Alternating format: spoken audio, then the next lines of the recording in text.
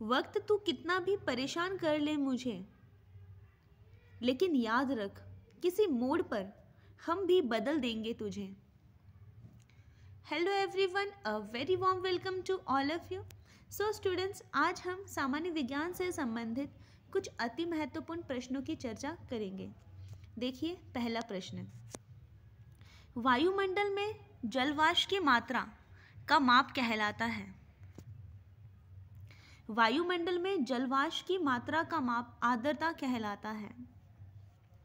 Question number second, किसने Newton से पहले ही बता दिया था कि सभी वस्तुएं पृथ्वी की ओर गुरुत्वाकर्षित होती हैं? ये बताया था न्यूटन से पहले ही ब्रह्मगुप्त ने। क्वेश्चन नंबर थर्ड, धान का प्रसिद्ध रोग जिसे हम खेरा रोग कहते हैं, ये किस कारण से होता है?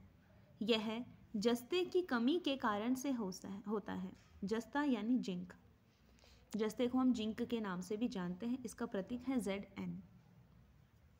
क्वेश्चन नंबर 4, कौन सी प्रोटीन रक्त का थक्का जमने में मदद करती है? रक्त का थक्का जमने में फाइब्रिनोजेन प्रोटीन मदद करती है। क्वेश्चन नंबर 5, कौन सी जहरीली गैस हमारे रक्त में हीमोग्लोबिन के साथ मिलकर हमारी मृत्यु का कारण बनती है? तो वो गैस है कार्बन मोनोऑक्साइड यानी CO। CO2 मत कर देना, यह है कार्बन डाइऑक्साइड और यह है कार्बन मोनोऑक्साइड। यानी ये गैस है जहरीली गैस जो हीमोग्लोबिन के साथ मिलकर हमारी मृत्यु का कारण बनती है, वो है carbon monoxide gas. Question number 6, झरने में जब जल ऊंचाई से गिरता है तो उसका ताप, या ताप कर लीजिएगा, उसका ताप बढ़ जाता है। जब ऊंचाई से झरने से जल गिरता है तो उसका ताप बढ़ जाता है। क्वेश्चन नंबर 7, यूरिया को प्राय हम खाद की तरह प्रयोग करते हैं क्योंकि यूरिया किसका स्रोत है? नाइट्रोजन का स्रोत है। क्वेश्चन नंबर 8, कोशिका के किस भाग को साइट ऑफ कंट्रोल के नाम से भी जानते हैं? जैसे कि हमें पता है कोशिका की संरचना, कोशिका की संरचना होती है, इसमें पाया जाता है केंद्रक। केंद्रक में होते हैं गुणसूत्र और ये केंद्रक ही भाग है जो सेल का क्या करता है? नियंत्रण करता है यानी कंट्रोल करता है। तो साइट ऑफ कंट्रोल के नाम से हम जानते हैं केंद्रक को।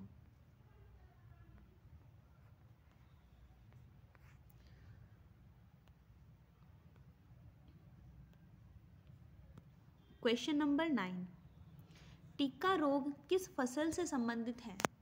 टिक्का रोग मूंगफली से संबंधित है। क्वेश्चन नंबर 10, जस्ता धातु का निष्कर्षण मुख्यतः किस अयस्क से किया जाता है? तो ये किया जाता है जिंक ब्लेड अयस्क से। क्वेश्चन नंबर 11, बोटनी शब्द की उत्पत्ति किस भाषा से हुई है? बोटनी शब्द की उत्पत्ति हुई है ग्रीक भाषा से। क्वेश्चन नंबर 12, हड्डियों के व कंकाल के अध्ययन को क्या कहते हैं? ऑस्टियोलॉजी। क्वेश्चन नंबर 13, उड़ान वाले जीवों के अध्ययन को, यानी वो जीव जो उड़ान भरते हैं उनके जीवों के अध्ययन को एरोबायोलॉजी। एरो का अर्थ होता है उड़ान भरने वाले, बायो का अर्थ होता है जीव और लॉजी का अर्थ होता है अध्ययन। तो ये हो जाएगा एरोबायोलॉजी।